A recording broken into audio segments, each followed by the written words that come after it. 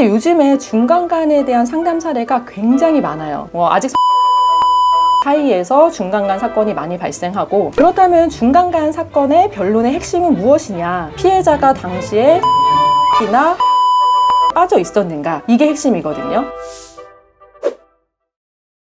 제가 이전 영상에서는 강간죄에 대해서 설명을 드렸는데요. 요약을 하자면 현행법상 강간죄가 성립하기 위해서는 가해자가 피해자에게 폭행이나 협박을 행사를 해서 피해자의 반항을 억압을 한 이후에 강제로 성관계를 한 경우에만 강간죄가 성립을 해요. 그래서 피해자가 동의를 하지 않았다고 하더라도 적극적으로 저항을 하지 않거나 가해자가 폭행이나 협박을 사용하지 않았으면 현행법상 강간죄에 해당하지는 않거든요. 그런데 반대로 상대방이 동의를 얻어서 성관계를 했는데도 강간죄가 문제되는 사례가 있어요. 그게 바로 준강간인데요.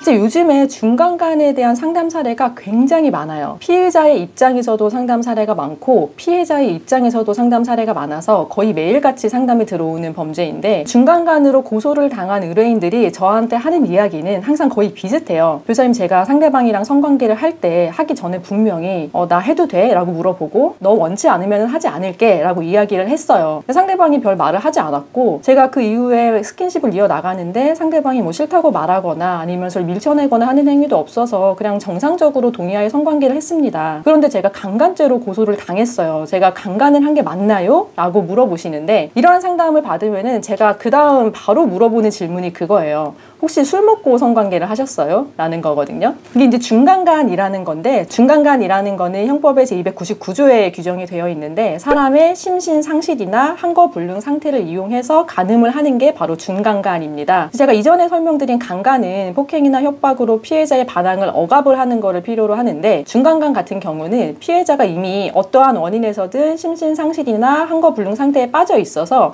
가해자가 폭행, 협박을 하기 전에 이미 저항을 할 수 없는 상태에 빠진 거를 의미를 해요. 대표적으로는 술에 취하거나 아니면은 약물에 취해서 저항을 할 능력이 없는 경우가 이에 해당을 하고요.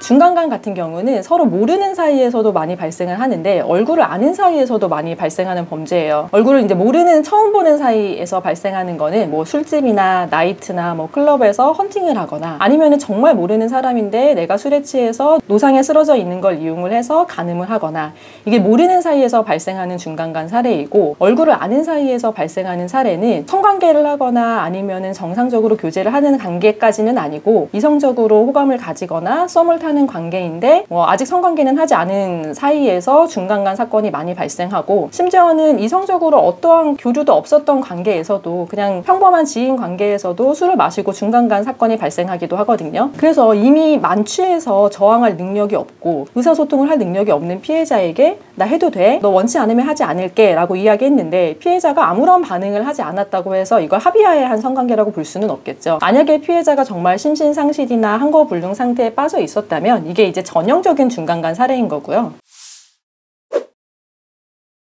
그렇다면 중간간 사건의 변론의 핵심은 무엇이냐? 중간간 사건에서는 피해자의 입장에서도 피의자의 입장에서도 변론의 핵심이 같아요. 피해자가 당시에 심신상실이나 항거불능 상태에 빠져 있었는가? 이게 핵심이거든요. 그런데 우리가 일상생활을 하다 보면은 술을 마시고 실제로 만취해서 정신을 잃은 경우도 있지만, 그 당시에는 멀쩡했는데 그 다음날 일어나서 기억만 나지 않는 경우도 덜어 있어요. 뭐 술을 마시는 성인이라면은 몇 번의 경험을 해봤을 수도 있고 주변에서도 흔히 볼 수 있는 사례인데, 아침에 일어나니까 아무런 기억이 나지 않아서 어제 술 마신 친구들한테 전화해서 나 어제 취했었지, 괜찮아, 나 어떻게 집에 갔어? 라고 물어보면 그 친구들이 너 어제 완전 멀쩡했어, 하나도 안 취하고 그냥 내 발로 잘 걸어서 집에 들어갔어 라고 말하는 거죠. 실제로 중간간이 고소가 되어서 문제가 되는 사례 중에는 정말로 중간간 피해를 입은 사례들도 분명히 있지만, 피해자가 성관계를 할 때에는 자의로 상대방이랑 합의하에 성관계를 하고 나서 그 다음날 일어났는데 그냥 기억만 못하는 경우도 덜어 있고요. 아니면은 술김에 하기는 했고 내 의사로 하기는 했는데 평소라면 하지 않았을 성관계를 술김에 하게 된 거예요. 그래서 그 다음날 기억을 해보니 그 성관계를 인정을 할 수가 없는 거죠. 그래서 내가 술에 취해서 자의로 성관계에 응한 거를 기억을 하면서도 악의적으로 무고를 하는 사례들도 종종 있어요. 그래서 만약에 그 성관계 당시에 피해자가 심신상실이나 항거불능 상태에 빠진 게 아니라 자발적으로 성관계에 응했는데 다음날 일어났더니 기억만 나지 않는 경우다. 이런 경우에는 당연히 중간간이 성립하지 않죠. 그리고 그리고 행위자 피고소인 입장에서도 당시에 성관계를 할 때 상대방이랑 정상적으로 성관계를 한다는 인식하에 관계를 하는 거지, 이 사람의 심신상실이나 항거불능 상태를 이용해서 내가 중간간을 한다는 고의가 없는 행위인 거거든요. 이제 중간간 사건의 변론의 핵심은 억울하게 고소당한 피의자의 입장에서는 당시에 상대방이 심신상실이나 항거불능 상태에 빠진 게 전혀 아니었고 정상적으로 성인 간에 자의로 성관계를 한 것이다 라는 걸 입증을 해야 되고, 반대로 피해자의 입장에서는 내가 당시에 제대로 의사소통을 할 수도 없고 저항을 할 수가 없는 심신상실이나 항거불능 상태에 빠져 있었다 라는 거를 입증을 해야 되는 거죠. 그런데 중간간 사건이 일어나는 곳은 대부분 내밀한 실내이고 CCTV 같은 객관적인 증거나 물리적인 증거가 있기 어려워요. 그렇기 때문에 그 당시 상황을 구성하기 위해서는 전후의 사정이라든지 시간대별로 발생한 사안에 대해서 굉장히 디테일하고 면밀하게 검토를 해서 변론을 해야 되는 거고요. 이 사안 관련해서 궁금한 점이 있으시면 댓글로 달아주시고 구독과 좋아요도 많이 부탁드립니다.